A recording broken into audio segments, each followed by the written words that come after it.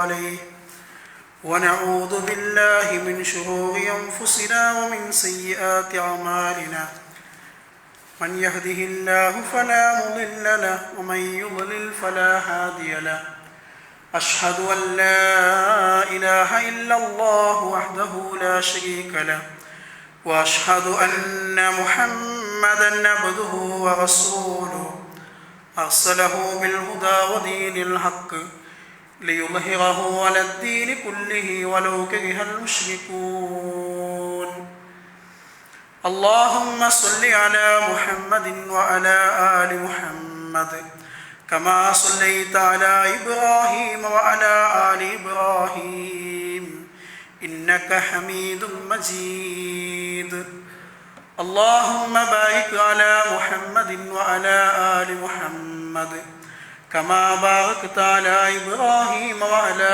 آل إبراهيم إنك حميد مجيد أما بعد فإن خير الكلام كلام الله وخير الهدي هدي محمد صلى الله عليه وسلم وشر الأمور محدثاتها وكل محدثة بدعة وكل بدعة ضلالة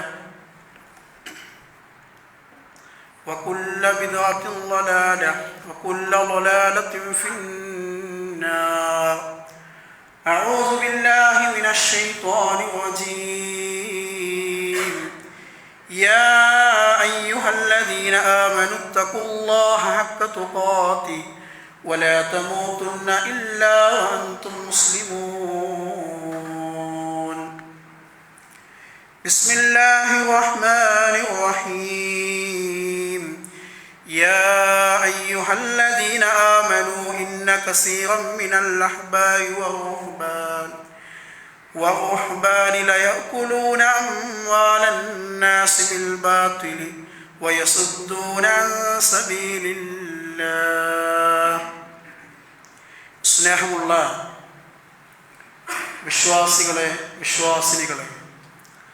അല്ലാഹു സുബ്ഹാനഹു വ തആലയുടെ വിധിവിലക്കുകളും കൽപ്പനകളും കഴിവിൻ്റെ പരമാവധി പഠിക്കുകയും മനസ്സിലാക്കുകയും അതനുസരിച്ചുകൊണ്ട് ജീവിതം തഖ്വയോടുകൂടി അഥവാ സൂക്ഷ്മതയോടുകൂടി മുന്നോട്ട് കൊണ്ടുപോകണേ എന്ന് ആദ്യം എന്നെയും തുടർന്ന് നിങ്ങളെയും ഉണർത്തുകയാണ്, വസിയത്ത് ചെയ്യുകയാണ്. അല്ലാഹു സുബ്ഹാനഹു വ തആല ഈ ഭൂമിയിൽ എത്ര വർഷമാണോ എനിക്കും നിങ്ങൾക്കുമെല്ലാം കണക്കാക്കിയിട്ടുള്ളത്, ആ സമയമത്രയും തഖ്വയിൽ അധിഷ്ഠിതമായ ജീവിതം നയിക്കുവാനും അള്ളാഹുവിൻ്റെ സന്നിധിയിലേക്ക് മടങ്ങുന്ന സന്ദർഭത്തിൽ ലാ ഇലാഹ ഇല്ലല്ലാഹ് എന്ന കലിമ ചൊല്ലിക്കൊണ്ട് അവനിലേക്ക് മടങ്ങുവാനും വിചാരണ ചെയ്യുന്ന നാളിൽ വിജയികളായി തീരുന്ന വിശ്വാസികളുടെ കൂട്ടത്തിൽ ഉൾപ്പെടാനും അള്ളാഹു നമുക്കെല്ലാം തൗഫീക്ക് നൽകി നമ്മയെല്ലാം അനുഗ്രഹിക്കുമാറാകട്ടെ. ഈ ലോകത്തേക്ക് കടന്നു വന്നിട്ടുള്ള മുഴുവൻ പ്രവാചകന്മാരും മനുഷ്യരെ അള്ളാഹുവിലേക്ക് അടുപ്പിക്കുവാൻ വേണ്ടിയിട്ടാണ്. യാതൊരു മധ്യവർത്തിയെയും കൂടാതെ സൃഷ്ടാവായ അള്ളാഹുവിനോട് നേരിട്ട് പ്രാർത്ഥിക്കണമെന്ന് ഈ സമൂഹത്തെ പഠിപ്പിക്കുവാൻ വേണ്ടിയിട്ടാണ് പ്രവാചകന്മാർ തങ്ങളുടെ ജീവിതത്തിൽ ഒരുപാട് പ്രതിസന്ധികളും കഷ്ടപ്പാടുകളും മർദ്ദനങ്ങളുമൊക്കെ ഏറ്റുവാങ്ങിയിട്ടുള്ളത്. പക്ഷേ ആ യഥാർത്ഥമായ സത്യത്തിൽ നിന്ന് വിശ്വാസികളെ വഴിതെറ്റിക്കുക എന്നൊരു ലക്ഷ്യമാണ്, അല്ലെങ്കിൽ ആ നിലക്കുള്ള ഒരു പ്രവർത്തനമാണ് നമ്മൾ കണ്ടുകൊണ്ടിരിക്കുന്നത്. പുരോഹിതന്മാർ വിശ്വാസത്തിൽ നിന്ന് മനുഷ്യനെ അന്ധവിശ്വാസത്തിലേക്ക് വലിച്ചു കൊണ്ടുപോകുന്ന പ്രവണതകളാണ് വ്യാപകമായിട്ട് സമൂഹത്തിൽ കണ്ടുകൊണ്ടിരിക്കുന്നത്. അള്ളാഹുവിനും സാധാരണ മനുഷ്യർക്കുമിടയിൽ മധ്യത്തട്ടുകാരായി വർത്തിച്ചുകൊണ്ട് പാവപ്പെട്ട വിശ്വാസികളെ അവരുടെ വിശ്വാസം മുതലെടുത്തുകൊണ്ട് ചൂഷണം ചെയ്യുന്ന ഒരു സമ്പ്രദായമാണ് നമുക്ക് കാണാൻ സാധിക്കുന്നത്. നമുക്കറിയാം, കുറച്ച് ആഴ്ചകൾക്ക് മുമ്പ് നമ്മുടെ കേരളത്തിലുണ്ടായ 2 കൊലപാതകങ്ങൾ. വ്യാപകമായിട്ട് ലോകത്തുള്ള എല്ലാ മാധ്യമങ്ങളും കൃത്യമായി റിപ്പോർട്ട് ചെയ്യപ്പെട്ടു. നഖബലി എന്നാണ് അറിയപ്പെടുന്നത്. ഒരു മനുഷ്യൻ തൻ്റെ കുടുംബത്തിൽ സാമ്പത്തികമായിട്ട് അഭിവൃദ്ധി ലഭിക്കുവാൻ വേണ്ടി, സാമ്പത്തികമായിട്ട് ഒരുപാട് നേട്ടങ്ങൾ ഉണ്ടാകണമെന്ന ആഗ്രഹത്തോടു കൂടി അതിനെന്തു ചെയ്യണമെന്ന് അന്വേഷിച്ചു കൊണ്ടിരിക്കുകയാണ്. ആ സമയത്താണ് സോഷ്യൽ മീഡിയയിലൂടെ മനുഷ്യൻ പ്രത്യക്ഷപ്പെട്ട് കടന്നു വരുന്നത്. നിങ്ങൾക്ക് സാമ്പത്തികമായിട്ട് ഐശ്വര്യമുണ്ടാകാൻ, പ്രതാപമുണ്ടാകാൻ നിങ്ങൾ നഖബലി നടത്തിയാൽ മതി. മനുഷ്യരെ കൊന്ന് ആ രക്തം കൊണ്ട് വേണ്ട രൂപത്തിൽ, അല്ലെങ്കിൽ ആ മാംസം കൊണ്ട് വേണ്ട രൂപത്തിൽ ചെയ്താൽ മതി എന്ന വിശ്വാസമാണ് ഈ മനുഷ്യൻ അവർക്ക് എത്തിച്ചു കൊടുക്കുന്നത്. അങ്ങനെയാണ് 2 കൊലപാതകങ്ങൾ ഉണ്ടായത്. ഞെട്ടിപ്പിക്കുന്ന വാർത്തയായിരുന്നു. കേരളം മാത്രമല്ല, ലോകത്ത് മീഡിയകൾ ഏതെല്ലാം രൂപത്തിൽ അറിയപ്പെട്ട മീഡിയകളുണ്ടോ എല്ലാ മീഡിയ സംഘവും ആ പ്രദേശത്തേക്ക് കടന്നുവന്നു എന്നാണ് നമുക്കറിയാൻ കഴിഞ്ഞത്. ഇപ്പോഴും അവസാനിച്ചിട്ടില്ല. ചാനലുകളും അതുപോലെ പത്രപ്രവർത്തകന്മാരും എഴുത്തുകാരും ഇതിനെക്കുറിച്ചുള്ള അന്വേഷണത്തിലും അതിൻ്റെ കുറിച്ചുള്ള യഥാർത്ഥ സത്യങ്ങൾ ജനങ്ങളിലേക്ക് എത്തിച്ചു കൊടുക്കുവാൻ വേണ്ടി അവർ ശ്രമിച്ചുകൊണ്ടിരിക്കുകയാണ്. ഇവിടെയാണ് വിശ്വാസികൾ എന്ന നിലക്ക് നമ്മുടെ എല്ലാം ജീവിതത്തിൽ എന്താണ് യഥാർത്ഥത്തിൽ എൻ്റെയും നിങ്ങളുടെയും വിശ്വാസം എവിടെ നിൽക്കുന്നു എന്നാണ് നമ്മൾ മനസ്സിലാക്കേണ്ടത്. നമ്മളൊരു മുസ്ലിമായ മനുഷ്യരാണ്. അള്ളാഹുവിനെ സംബന്ധിച്ച് അചഞ്ചലമായ വിശ്വാസമുണ്ട് എന്ന് അവകാശപ്പെടുന്ന ആളുകളാണ് ഞാനും നിങ്ങളുമൊക്കെ. നമ്മൾ ആലോചിച്ച് നോക്കൂ, എൻ്റെ രക്ഷിതാവിനെ സംബന്ധിച്ച് എൻ്റെ ബോധം എന്താണ്? അടിവരയിട്ട് മനസ്സിലാക്കേണ്ടത് അതാണ്. എന്നെ സൃഷ്ടിച്ച് പരിപാലിക്കുന്ന ലോകത്തിൻ്റെ സൃഷ്ടാവായ അള്ളാഹു, അവനെ സംബന്ധിച്ച് എൻ്റെ മനസ്സിലുള്ള വിശ്വാസം എന്താണ്? അള്ളാഹു എന്ന വാക്കിലാണോ നമ്മൾ ഒതുങ്ങിയിട്ടുള്ളത്? അള്ളാഹുവിനെ കുറിച്ച് എന്തെല്ലാം അവൻ്റെ ദൃഷ്ടാന്തങ്ങളിലേക്ക് മടങ്ങാൻ, അവൻ്റെ അത്ഭുതകരമായിട്ടുള്ള സൃഷ്ടിപ്പിനെ സംബന്ധിച്ച് മനസ്സിലാക്കാൻ ഞാനും നിങ്ങളും ശ്രമിച്ചിട്ടുണ്ടോ എന്ന് ആത്മാർത്ഥമായിട്ട് ആലോചിച്ച് നോക്കുക. എത്രത്തോളമാണ് നമ്മൾ എത്തിയിട്ടുള്ളത്? നമ്മൾ ആലോചിച്ച് നോക്കൂ. എൻ്റെ രക്ഷിതാവിനെ സംബന്ധിച്ച് എൻ്റെ വിശ്വാസം എന്താണ്? മഹാനായ അയ്യൂബ് നബി അലൈഹി സ്വലാമിന്റെ ജീവിതം വിശുദ്ധ ഖുർആൻ പറയുന്നുണ്ടല്ലോ. ഒരു പ്രവാചകന്റെ ജീവിതത്തിൽ അള്ളാഹു കൊടുത്ത എല്ലാ ആ അനുഗ്രഹങ്ങൾ നിങ്ങൾ നോക്കൂ.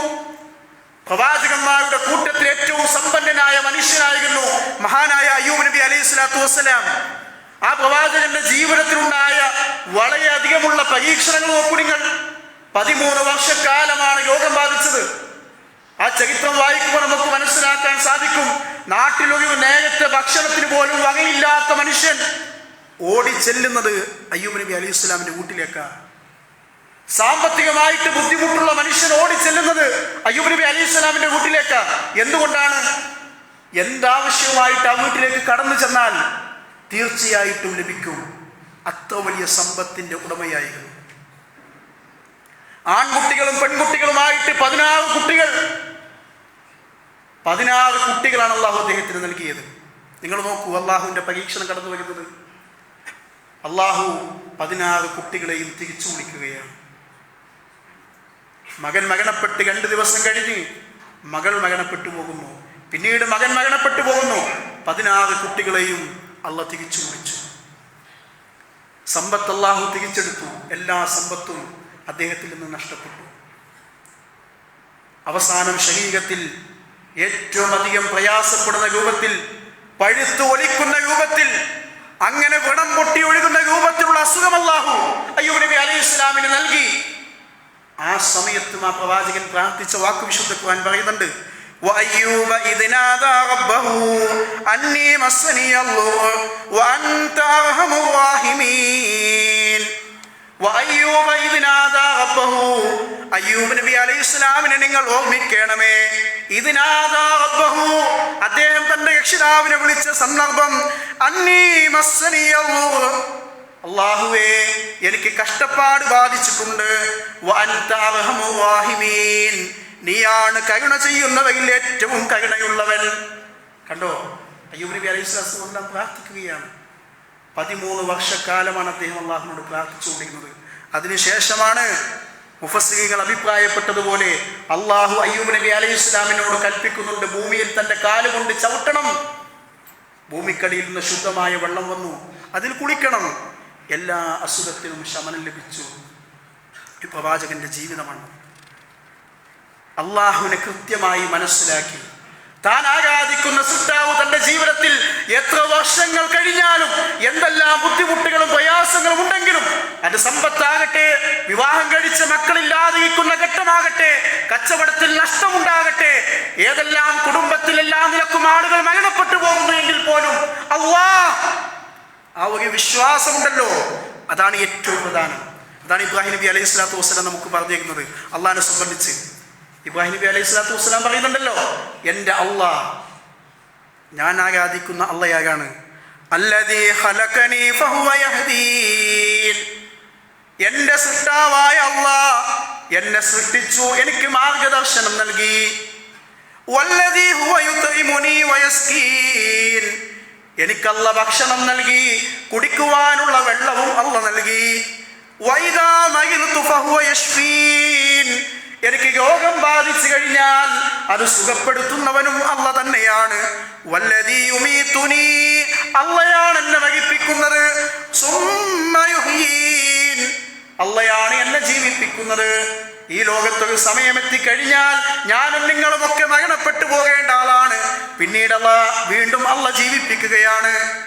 നോക്കൂ, നിങ്ങൾ അള്ളാഹിനെ സംബന്ധിച്ച് പറഞ്ഞ ആ വചനങ്ങൾ 4 ആയത്തുകൾ നോക്കൂ. സൃഷ്ടിച്ചു, മാർഗദർശനം നൽകി, ഭക്ഷണവും വെള്ളവും നൽകി, അസുഖം വന്നു കഴിഞ്ഞാൽ അള്ള ശിഫ നൽകുന്നു, എന്നെ മരിപ്പിക്കുന്നു, ജീവിപ്പിക്കുന്നു. നമ്മൾ നോക്കൂ, നമ്മുടെ ജീവിതത്തിലൊക്കെ എന്തെങ്കിലും ബുദ്ധിമുട്ടുകളും പ്രയാസങ്ങളും കടന്നു വരുമ്പോൾ മനുഷ്യൻ വഴിതെറ്റി സഞ്ചരിച്ചു കൊണ്ടിരിക്കുന്ന കാഴ്ചകളാണ് നമ്മൾ കണ്ടുകൊണ്ടിരിക്കുന്നത്. ഏതെല്ലാം ബുദ്ധിമുട്ടുകളും പ്രയാസങ്ങളും മനുഷ്യർക്കുള്ളത്. എന്തൊക്കെയാണെന്ന് ആൾ ദൈവത്തിന്റെ മുന്നിലും സിദ്ധന്റെ മുന്നിലും മന്ത്രവാദിയുടെ മുന്നിലും ജ്യോത്സ്യന്റെ മുന്നിലും കണക്കന്റെ മുന്നിലും ഒക്കെ ചെന്നുകൊണ്ട് മനുഷ്യർ പറയുന്ന പ്രയാസങ്ങളും ബുദ്ധിമുട്ടുകളും. രോഗം മാറണം, ഭർത്താവ് വിദേശത്തെത്തി, ജോലിയില്ല, കച്ചവടത്തിൽ വലിയ നഷ്ടമാണ്, മോനെ SSLC +2 പരീക്ഷ എഴുതാൻ പോവുകയാണ്, പാസ്സാകണം. എൻ്റെ തൊട്ടടുത്ത് കച്ചവടം ചെയ്യുന്ന മനുഷ്യന് വലിയ ലാഭമാണ്, എനിക്ക് നഷ്ടം, അദ്ദേഹത്തിൻ്റെ കച്ചവടം തകർന്നു പോകണം എന്ന് പോലും ആ നിലക്കുള്ള മനുഷ്യന്റെ ഈ രൂപത്തിലുള്ള കുബുദ്ധി പോലും, അതിന് പോലും ആളുകൾ ചെന്നെത്തുന്നത് എവിടെയാണ്? ഈ മന്ത്രവാദിയുടെ മുന്നിലാണ്, ഈ ജ്യോത്സ്യന്റെ മുന്നിലാണ്, ഈ സിദ്ധന്റെ മുന്നിലാണ്, ഈ തങ്ങൾമാരുടെ ബീവിമാരുടെ മുന്നിലാണ്. എന്തിനു വേണ്ടിയിട്ടാണ്? തങ്ങൾക്ക് മനസ്സിന് കുറച്ച് സമാധാനം ലഭിക്കണമെന്ന് ആഗ്രഹം. നിങ്ങൾ ആലോചിച്ച് നോക്കൂ. ഇതുകൊണ്ടാണ് ഈ മനുഷ്യരൊക്കെ ഈ ശിർക്കായിട്ടുള്ള പ്രവർത്തനത്തിലേക്ക് എത്തിപ്പെടുന്നത്, അള്ളാഹു അല്ലാത്ത കേന്ദ്രങ്ങളിലേക്ക് എത്തിപ്പെടുന്നു. നിങ്ങൾ നോക്കൂ, ഏതെല്ലാം ശിർക്കിന്റെ കോട്ടകളാണ് ഈ ഇന്ത്യയിലടക്കം, നമ്മുടെ ഈ സംസ്ഥാനത്തടക്കം എത്രയോ സ്ഥലങ്ങളിലേക്ക് മനുഷ്യരെത്തിപ്പെടുന്നത്. അജ്മീർ, നാഗൂർ, ഏർവാടി, മുത്തുപേട്ട, മമ്പുറത്ത്, ഭീമാപ്പള്ളി, ഇങ്ങനെ തുടങ്ങി ഒരുപാട് ശിർക്കിന്റെ കോട്ടകൾ ഉള്ള ആളുമുണ്ടല്ലോ. നിങ്ങൾ നോക്കൂ, ഏതെല്ലാം മനുഷ്യർ ഓരോ സമയത്തും യാത്ര ചെയ്ത് അവിടേക്ക് എത്തിപ്പെടുന്നത് എന്താവശ്യത്തിന് വേണ്ടിയിട്ടാണ്? തങ്ങളുടെ ജീവിതത്തിൽ വന്നിട്ടുള്ള ബുദ്ധിമുട്ടുകളും പ്രയാസങ്ങളും ഈ മരണപ്പെട്ട് കിടക്കുന്ന മനുഷ്യനോട് പറയണം. ഇതല്ലേ നമ്മുടെ സമുദായത്തിലുള്ള അന്ധവിശ്വാസം? ഇതിനായാണ് മാർക്കറ്റ് ചെയ്യുന്നത് വലിയൊരു മാഫിയ, പുരോഹിത ബിസിനസ് മാഫിയ ഇതിന്റെ പിന്നിൽ പ്രവർത്തിക്കുന്നുണ്ട് എന്ന് നമ്മൾ മനസ്സിലാക്കണം. നമ്മുടെ വിശ്വാസം ശരിയാകണം. നമുക്ക് എന്തെല്ലാം പരീക്ഷണമുണ്ടെങ്കിലും അള്ളാഹുവിന്റെ തീരുമാനമാണ്.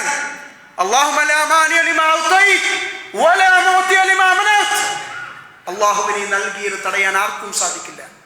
നീ തടഞ്ഞതോ നൽകാനും കഴിയില്ല. ആ ഒരു വിശ്വാസം നമുക്ക് വേണ്ടത്. വിശ്വാസത്തിൽ പാളിച്ച വന്നു കഴിഞ്ഞാൽ അതാണ് വിശുദ്ധ ഖുർആൻ പറഞ്ഞത്, വമൻ യുശ്രിക് ബില്ലാഹി ഫകഅന്നമാ ഹുവ മിനസ് സമാഇ ഫതഖ്തഫു ത്വയ്ർ ഔ തഹ്വി ബിഹി റീഹ് ഫീ മകാനിൻ സഹീഖ്. സൂറത്ത് ഹജ്ജിന്റെ 31-ാമത്തെ വചനമാണ്. വമൻ യുശ്രിക് ബില്ലാഹ്, ആരെങ്കിലും അല്ലാഹുവിനോട് പങ്കു ചേർത്ത് കഴിഞ്ഞാൽ. എങ്ങനെയാണ് പങ്കു ചേർക്കൽ? അല്ല കാണുന്നത് പോലെ, അല്ല കേൾക്കുന്നത് പോലെ, അല്ല അറിയുന്നത് പോലെ, അല്ല ചെയ്യുന്നത് പോലെ ഏതെങ്കിലും ഒരു മനുഷ്യന് കഴിയുമെന്ന വിശ്വാസമെങ്ങാനും ഞാനും നിങ്ങളും വെച്ച് പുലർത്തിയാൽ അതാണ് ശിർക്ക്. അള്ളാഹ്ക്ക് കൊടുക്കുന്ന സ്ഥാനങ്ങൾ, പ്രാർത്ഥനകളും നേർച്ചകളും വഴിപാടുകളും മറ്റൊരാൾക്ക് സമർപ്പിച്ചു കഴിഞ്ഞാൽ അതാണ് ശിർക്ക്. വമൻ യുശ്രിക് ബില്ലാഹ്, ആരെങ്കിലും അള്ളാഹുവിൽ പങ്കു ചേർത്ത് കഴിഞ്ഞാൽ എന്താ വിശുദ്ധ ഖുർആൻ പറഞ്ഞത്? ഫകഅന്നമാ ഹുവ മിനസ് സമാഇ, ആകാശത്ത് നിന്ന് വീണവനെ പോലെയാണ്.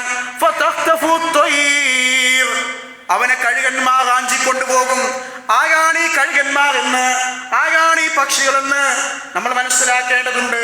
വിശുദ്ധ ഖുർആനിന്റെ വിശദീകരണത്തിൽ, ഈ ആയത്തുമായിട്ടുള്ള വിശദീകരണത്തിൽ നമുക്ക് കാണാം, ആ ദൈവങ്ങളുടെ അടുത്തേക്ക് അതുപോലെ സിദ്ധന്മാരും തങ്ങന്മാരും ബീവിമാരും അങ്ങനെ സമൂഹത്തിൽ ആളുകളെ ചൂഷണം ചെയ്യാനായിട്ട് കാത്തിരിക്കുന്ന ആളുകൾ അവരുടെ അടുത്തേക്ക് എത്തിപ്പെടും. അതുപോലെ തന്നെ കാറ്റവനെ തള്ളിക്കൊണ്ടുപോകും. വിദൂരമായ സ്ഥലത്തേക്ക്. എത്രയെത്ര സംഭവങ്ങൾ നമ്മുടെ നാട്ടിൽ നടക്കുന്നു. കേരളത്തിലുണ്ടായ സംഭവ വികാസങ്ങൾ നിങ്ങൾക്കറിയില്ലേ? എത്രയോ പത്രവാർത്തകൾ നമുക്ക് കാണാൻ സാധിക്കുന്നു.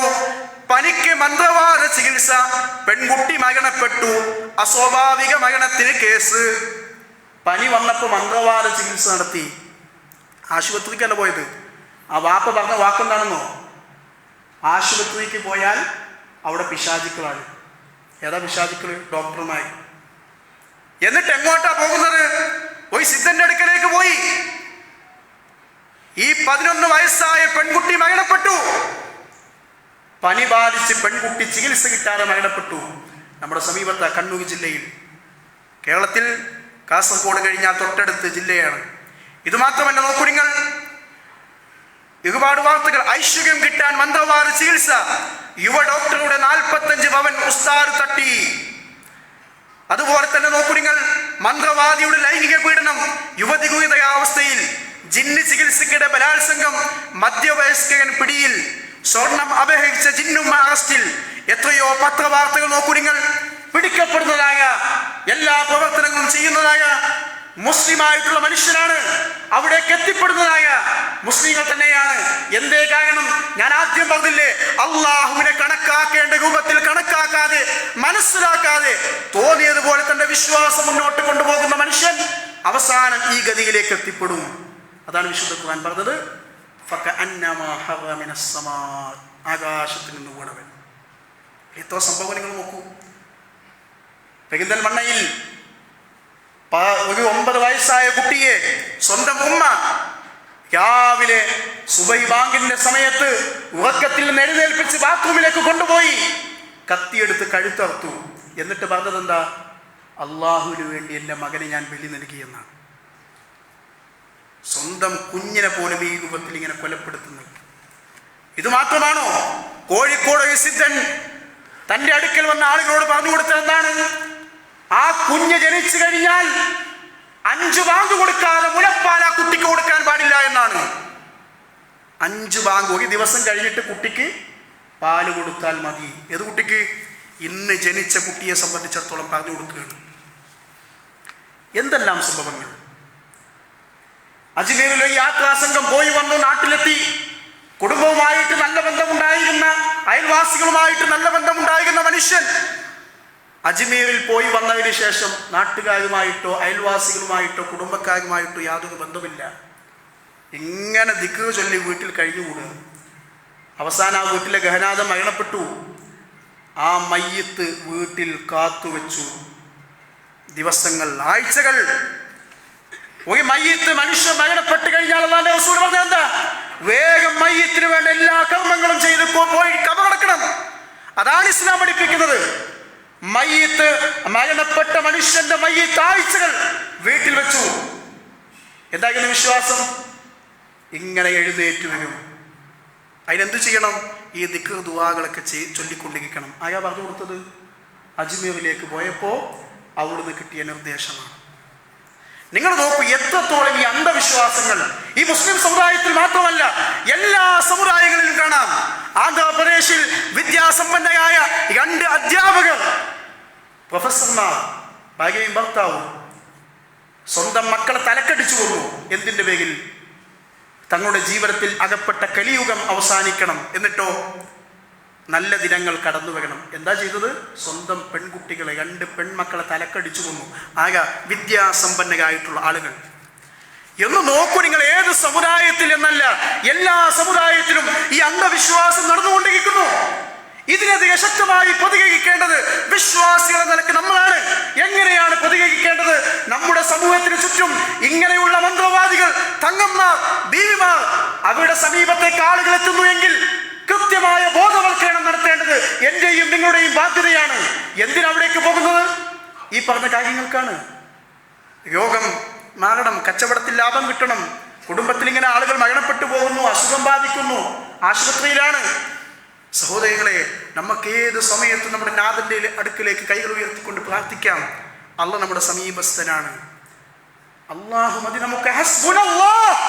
ആ വാക്കിൽ ഏറ്റവും വലുത് ഞങ്ങൾക്ക് അള്ളാഹ് മതി.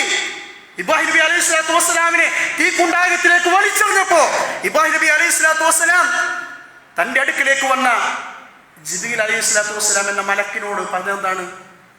അള്ളാഹു എന്നെ സഹായിക്കും. ജിബ്രീൽ ചോദിക്കുന്നുണ്ട് ഇബ്രാഹിം നബിയോട്, ഞാൻ സഹായിക്കണോ? വേണ്ട, എന്നെ അള്ളാഹു രക്ഷപ്പെടുത്തും. ഹസ്ബുനല്ലാഹ്. അത് പറയാൻ നമുക്ക് കഴിയണം. നമ്മുടെ സമുദായത്തിൽ ആളുകൾ പറഞ്ഞുകൊണ്ടിരിക്കുന്നത് എന്താ? ഈ ലോകത്തെ പോലും കൃത്യമായിട്ട് നിയന്ത്രിച്ചു കൊണ്ടിരിക്കുന്നത് CM മടവോ. CM മടവോയാണ് പോലും ലോകം നിയന്ത്രിക്കുന്നത്. ഏതോ കാലത്ത് മരണപ്പെട്ടു പോയ മനുഷ്യൻ, ഇസ്ലാമിന്റെ യാതൊരു നിയമങ്ങളും തന്റെ ജീവിതത്തിൽ പാലിക്കാത്ത മനുഷ്യൻ, എന്നിട്ട് അദ്ദേഹത്തിന്റെ പേരിൽ അദ്ദേഹമാണ് ലോകം നിയന്ത്രിക്കുന്നത് പോലും എന്ന് പറഞ്ഞുകൊണ്ടിരിക്കുന്ന ആളുകൾ. ഇങ്ങനെ പറഞ്ഞുകൊണ്ടിരിക്കുമ്പോൾ ഈ മനുഷ്യർ മന്ത്രവാദികളുടെയും സിദ്ധന്മാരുടെയും അടുക്കലേക്ക് പോകുന്നതിൽ എന്തൊരു അത്ഭുതമാണ് നമുക്ക് കാണാൻ സാധിക്കുന്നത്. ഗൗരവത്തിന് വിഷയങ്ങൾ കാണേണ്ടതുണ്ട്. വിശുദ്ധ ഖുർആനിലെ ഒരു ആയത്തുണ്ട്, അതൊന്നും നമ്മൾ മനസ്സിലാക്കേണ്ടത്. അള്ളാഹ് നമ്മളോട് സൂചിപ്പിക്കുകയാണ്, യാ അയ്യുഹന്നാസ്, എല്ലാ മനുഷ്യരെയും അള്ളാഹ് വിളിച്ചുകൊണ്ട് പറയാണ്. അള്ളാഹ് പറയുന്നു, ചെറിയ ഒരു എക്സാമ്പിൾ ഇതാ, ഒരു ഉദാഹരണം. നിങ്ങൾ എല്ലാവരും ശ്രദ്ധിച്ചു കേൾക്കണമേ. ഇന്നല്ലദീന തദഊന മിൻ ദൂനില്ലാഹ്, അല്ലാഹുവിന് പുറമെ നിങ്ങൾ ആരെയെല്ലാം വിളിച്ച് പ്രാർത്ഥിക്കുന്നുവോ, ലൻ യഖ്ലുഖൂ ദുബാബ, അവർക്കൊരു ഈച്ചയെ പോലും സൃഷ്ടിക്കാൻ കഴിയില്ല. വലവിജ്തമഊ ലഹു, അവരെല്ലാവരും ഒരുമിച്ച് കൂടിയാലും ശരി, എല്ലാ ദൈവങ്ങളും എല്ലാ ബീവിമാരും എല്ലാ സിദ്ധന്മാരും എല്ലാവരും ഒന്നിച്ചിരുന്നാൽ പോലും ഈച്ചയെ സൃഷ്ടിക്കാൻ സാധ്യമല്ല. ഈച്ച അവരുടെ അടുക്കൽ നിന്ന് എന്തെങ്കിലും തട്ടിയെടുത്തു കഴിഞ്ഞാൽ അതിന്റെ പക്കൽ നിന്ന് അത് മോചിപ്പിക്കാൻ പോലും അവർക്ക് സാധ്യമല്ല. അപേക്ഷിക്കുന്നവനും അപേക്ഷിക്കപ്പെടുന്നവനും എത്ര ദുർബലതയാണ് എന്നാണ് വിശുദ്ധ ഖുർആൻ സൂറത്ത് ഹജ്ജിന്റെ 73-ാമത്തെ ആയത്തിലൂടെ നമ്മെ പഠിപ്പിക്കുന്നത്. വിശുദ്ധ ഖുർആനിലെ ചില ആയത്തുകൾ കേൾക്കുമ്പോൾ ഇന്ന് അവതരിച്ചതുപോലെയാണ് നമുക്ക് തോന്നുക. വല്ലാത്തൊരു അത്ഭുതമാണ്. ഓരോ നാട്ടിലും സംഭവിക്കുന്ന, ഓരോ സ്ഥലങ്ങളിലും സംഭവിക്കുന്ന ഓരോ കാര്യങ്ങൾ എടുത്തു നോക്കുമ്പോൾ, വിശുദ്ധ ഖുർആനിലെ ആയത്തുകൾ നമ്മൾ വായിക്കുമ്പോൾ ഇന്നിറങ്ങിയതുപോലെ അത്രത്തോളം പരിശുദ്ധമാണ് വിശുദ്ധ ഖുർആൻ.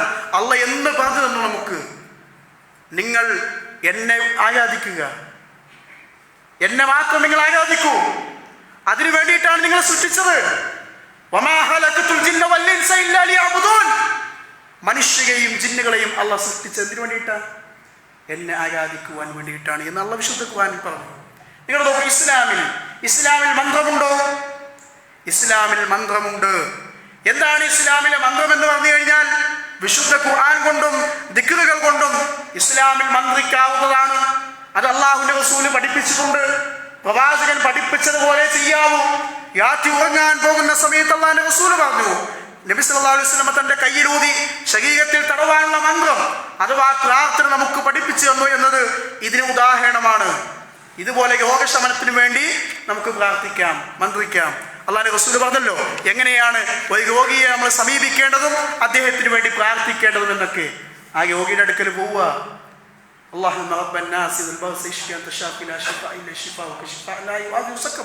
എല്ലാവർക്കും അറിയാവുന്ന പ്രാർത്ഥനയാണ്. രോഗിയുടെ പുറത്ത്, പുരുഷനാണെങ്കിൽ ആ പുരുഷന്റെ പുറത്തൊന്ന് തടവുക, സ്ത്രീ ആണെങ്കിൽ ആ നിലക്ക് സ്ത്രീയെ ഒന്ന് തടവുക.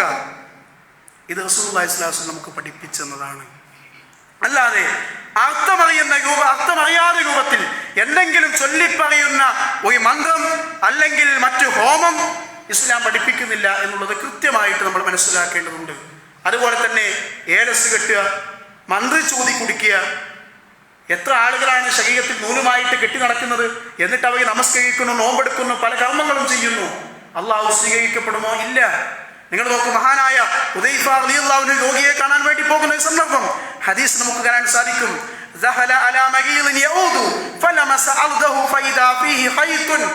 മഹാനായ സഹാബി ഹുദൈഫ റളിയല്ലാഹു അൻഹു ഒരു രോഗിയെ സന്ദർശിക്കാൻ വേണ്ടി ചെന്നു. അദ്ദേഹത്തിന്റെ കയ്യിൽ ഒരു നൂല് കണ്ടു. ആ സമയത്ത് അദ്ദേഹം ചോദിക്കുന്നുണ്ട്, മാ ഹാദാ, ഇതെന്താണ് സഹോദര? ആ സമയത്ത് അദ്ദേഹം പറഞ്ഞു, ശൈഉൻ റുഖിയ ലീ ഫീഹി, ഞാൻ മന്ത്രിച്ച് കെട്ടിയ നൂലാണ്, ഞാൻ മന്ത്രിച്ചൂടിയ നൂലാണ്. അദ്ദേഹം എന്ത് ചെയ്തു? ഫഖത്ത് അഹു, ആ നൂലങ്ങട്ട് പൊട്ടിച്ചു കളഞ്ഞു. എന്നിട്ട് പറഞ്ഞു, വഖാല ലൗ മിത്ത വഹു അലൈക മാ സല്ലൈതു അലൈക, ഈ നൂലുമായിട്ട് നീ മരണപ്പെട്ടു കഴിഞ്ഞാൽ നിന്റെ മയ്യത്ത് ഞാൻ നമസ്കരിക്കുകയില്ല. എന്താ പറഞ്ഞത്? ഈ നൂലുമായിട്ട് നീ മരണപ്പെട്ടു കഴിഞ്ഞാൽ നിന്റെ മയ്യത്ത് ഞാൻ നമസ്കരിക്കില്ല. എത്ര ആളുകളുടെ കൈകളിലേക്കാണ് നമുക്ക് ഏലസ്, നൂല്, എന്താണ് അതിൽ എഴുതി വെച്ചിട്ടുള്ളത്? എവിടെ നിന്നാണ് ഈ മന്ത്രിച്ച് കിട്ടിയത്? മുമ്പൊരിക്കൽ ഒരു കുട്ടിയോട് ചോദിച്ചു, മോനെ എൻ്റെ കയ്യിൽ എന്താ നൂല്? കോവിഡ് വരാതിരിക്കാൻ വേണ്ടി തങ്ങൾ തന്ന നൂലാണ്. കോവിഡ് വരാതിരിക്കാൻ പോലും ഈ തങ്ങന്മാർ ഈ സമൂഹത്തെ ചൂഷണം ചെയ്യുന്നു, നൂല് കെട്ടിക്കൊടുക്കുന്നു. അതല്ല രസം. ആ കുട്ടി പിന്നെ ഈ നൂല് കെട്ടിയിട്ട് പനി വന്നു. അതാത്ഭുതം. വലിയ വിശ്വാസമാണല്ലോ. അതാണ് സഹോദര, എന്ത് കെട്ടിയാലും കെട്ടിയിട്ടില്ലെങ്കിലും അള്ളാഹ് വിധിച്ചിട്ടുണ്ടോ? കൃത്യമായിട്ട് അള്ളാഹുവിന്റെ റസൂൽ നമുക്ക് അതുകൊണ്ടാണ് പഠിപ്പിച്ചത്. നമസ്കാരത്തിന് ശേഷം നിങ്ങൾ പ്രഖ്യാപിക്കണം, അള്ളാഹുവേ നീ നൽകിയാൽ ഈ ലോകത്താർക്കും തടയാൻ കഴിയില്ല, നീ തടഞ്ഞാൽ നൽകാനും കഴിയില്ല എന്ന ശക്തമായ വിശ്വാസം നമുക്കുണ്ടാകേണ്ടതുണ്ട്. അതുകൊണ്ട് നമ്മൾ ശ്രദ്ധിക്കുക, ഈ അന്ധവിശ്വാസങ്ങൾക്കെതിരെ ശക്തമായി രംഗത്തിറങ്ങേണ്ടത് വിശ്വാസികൾ എന്ന നിലക്ക് നമ്മളാണ്. നമ്മുടെ അയൽവക്കത്ത് ഏതെങ്കിലും മന്ത്രവാദി, ഏതെങ്കിലും തങ്ങൾ, ഏതെങ്കിലും ബീവി അങ്ങനെ ആളുകളെ ചൂഷണം ചെയ്യുന്നുവെങ്കിൽ കൃത്യമായി സമൂഹത്തെ ബോധവൽക്കരിക്കേണ്ടത് നമ്മുടെ എല്ലാം ആവശ്യമാണ്. ഞാനും എൻ്റെ കുടുംബവും ഈ നിലക്ക് പോകട്ടെ, അവരെന്തെങ്കിലും ആയിക്കോട്ടെ, അങ്ങനെ ഒരു സമീപനമല്ല നമ്മൾ സ്വീകരിക്കേണ്ടത്. നാം പഠിച്ച ആദർശം ആരുടെ മുന്നിലും കൃത്യമായിട്ട് പ്രഖ്യാപിക്കാൻ എനിക്കും നിങ്ങൾക്കും കഴിയണം. നമ്മുടെ വിശ്വാസം അവസാന നിമിഷം വരെ എന്തെല്ലാം പ്രതിസന്ധികളും എന്തെല്ലാം പ്രയാസങ്ങളും എന്തെല്ലാം കഷ്ടപ്പാടുകളും നമ്മുടെ ജീവിതത്തിൽ ഉണ്ടെങ്കിലും അല്ലാഹ് ആ ഒരു വിളി മാത്രമേ നമ്മുടെ ജീവിതത്തിൽ വരാൻ പാടുള്ളൂ. അതുകൊണ്ട് ശ്രദ്ധിക്കുക. അല്ലാഹു സുബ്ഹാനഹു തആല ശക്തമായ വിശ്വാസം ജീവിതത്തിന്റെ അവസാന നിമിഷം വരെ കൊണ്ടുപോകാൻ നമുക്കെല്ലാം തൗഫീഖ് നൽകി നമ്മയെല്ലാം അനുഗ്രഹിക്കുമാറാകട്ടെ.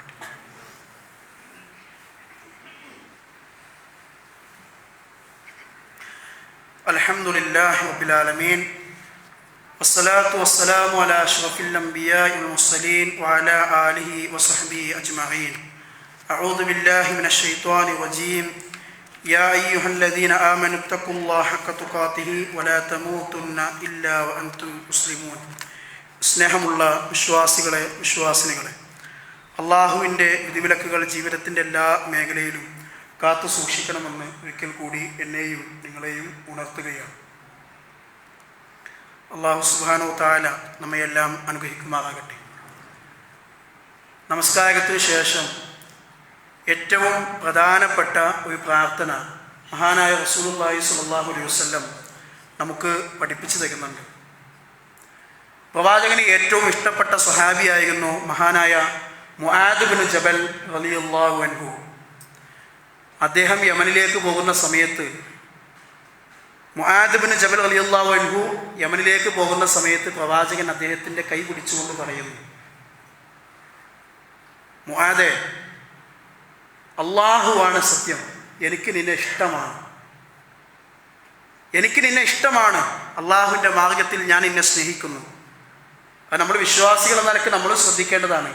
നമുക്കൊരു സഹോദരനോട് സ്നേഹമുണ്ടെങ്കിൽ അത് തുറന്ന് പറയണം. പലരും മിണ്ടാതിരിക്കും, ഒന്നിച്ച് ഭക്ഷണം കഴിക്കും, യാത്ര ചെയ്യും, ഒക്കെ ചെയ്യും. അള്ളാഹിൻ്റെ റസൂൽ പറഞ്ഞ മര്യാദയാണ്, നമുക്ക് സ്നേഹമുണ്ടെങ്കിൽ തുറന്ന് പറയണം, എനിക്ക് അള്ളാഹുവിൻ്റെ മാർഗത്തിൽ ഞാൻ നിങ്ങളെ ഇഷ്ടപ്പെടുന്നു, നിങ്ങളോട് എനിക്കിഷ്ടമാണ് എന്ന് നമ്മൾ തുറന്ന് പറയണം. ഇതുപോലെ റസൂലുള്ളാഹി സ്വല്ലല്ലാഹു അലൈഹി വസല്ലം മുആദ് ഇബ്നു ജബൽ റളിയല്ലാഹു അൻഹുവിൻ്റെ കൈ പിടിച്ചുകൊണ്ട് പറഞ്ഞു, എനിക്ക് നിന്നെ ഇഷ്ടമാണ്. ഒരു കാര്യം ഞാൻ ഉപദേശിക്കുകയാണ്, എല്ലാ നമസ്കാരത്തിന് ശേഷവും ഈ വാചകം മുടങ്ങാതെ പറയണം.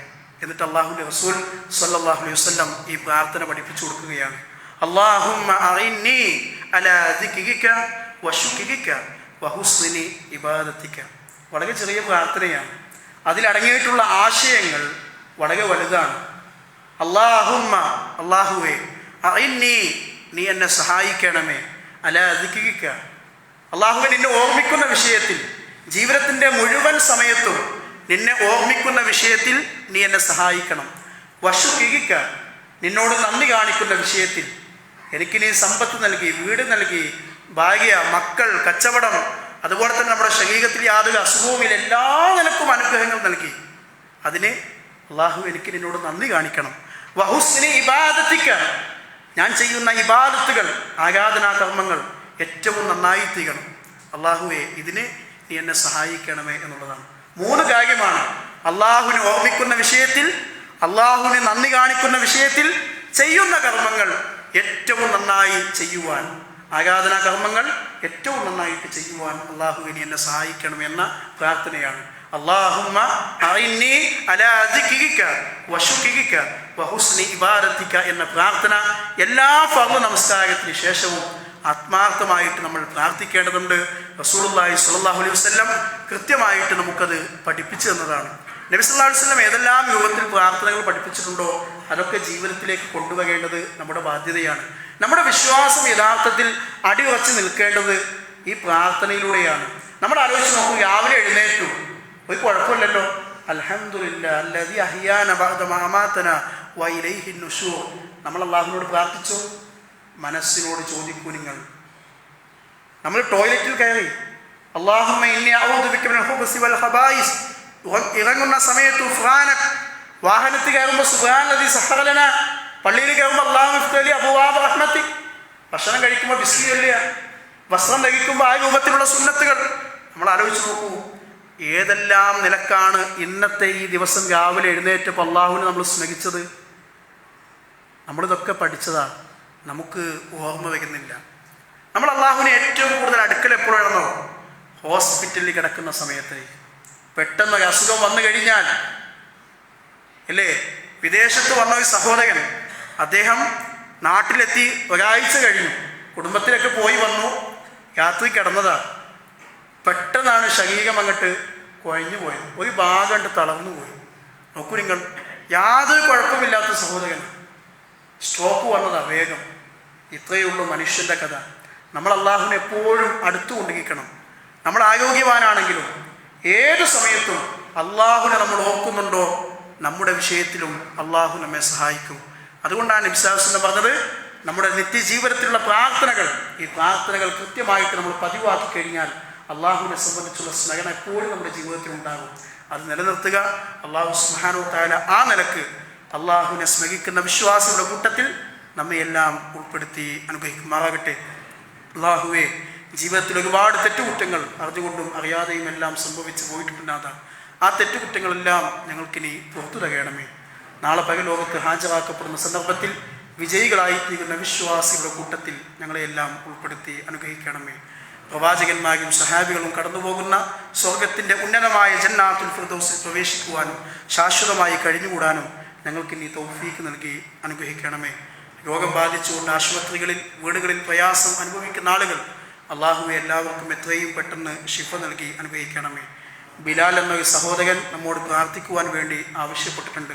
വളരെ പ്രയാസപ്പെട്ടുകൊണ്ട് ആശുപത്രിയിലാണ്. അള്ളാഹു സുബ്ഹാനഹു വ തആല അദ്ദേഹത്തിന് എത്രയും പെട്ടെന്ന് ശിഫ നൽകി അനുഗ്രഹിക്കുമാറാകട്ടെ.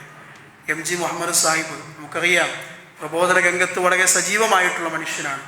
അദ്ദേഹത്തിന് വേണ്ടി എപ്പോഴും നമ്മൾ ആത്മാർത്ഥമായി പ്രാർത്ഥിച്ചുകൊണ്ടിരിക്കണം. അള്ളാഹു അദ്ദേഹത്തിൻ്റെ എല്ലാ രോഗങ്ങൾക്കും ശിഫ നൽകി വളരെ പെട്ടെന്ന് തന്നെ പ്രബോധന രംഗത്തേക്ക് സജീവമായിട്ട് കടന്നു വരാൻ അള്ളാഹു തൗഫീക്ക് നൽകി അനുഗ്രഹിക്കുമാറാകട്ടെ. അള്ളാഹുവെ, ഞങ്ങളുടെ ജീവിതത്തിൽ ഞങ്ങളുമായി ബന്ധപ്പെട്ട മാതാപിതാക്കൾ, സുഹൃത്തുക്കൾ, ബന്ധുമിത്രാദികളൊക്കെ മരണപ്പെട്ടു പോയിട്ടുണ്ടാകാതെ അവർക്കെല്ലാം മഗ്ഫിറത്തും മർഹമത്തും നൽകി നീ അനുഗ്രഹിക്കണമേ. അള്ളാഹുവെ, ജന്നാത്തുൽ ഫിർദൗസിൽ പ്രവേശിപ്പിച്ച് ഞങ്ങളെയെല്ലാം നീ അനുഗ്രഹിക്കണമേ. അള്ളാഹ്, കടം കൊണ്ട് പ്രയാസപ്പെടുന്ന ആളുകൾ ആ കടങ്ങളെല്ലാം വിട്ടുവാനും സമാധാനത്തോടെ കുടുംബജീവിതം മുന്നോട്ട് കൊണ്ടുപോകാനും അള്ളാഹുവെ നീ തൗഫീക്ക് നൽകി അനുഗ്രഹിക്കണമേ. اللهم اغفر للمؤمنين والمؤمنات والمسلمين والمسلمات والأحياء منهم والأموات إنك مجيب الدعوات يا قاضي الحاجات.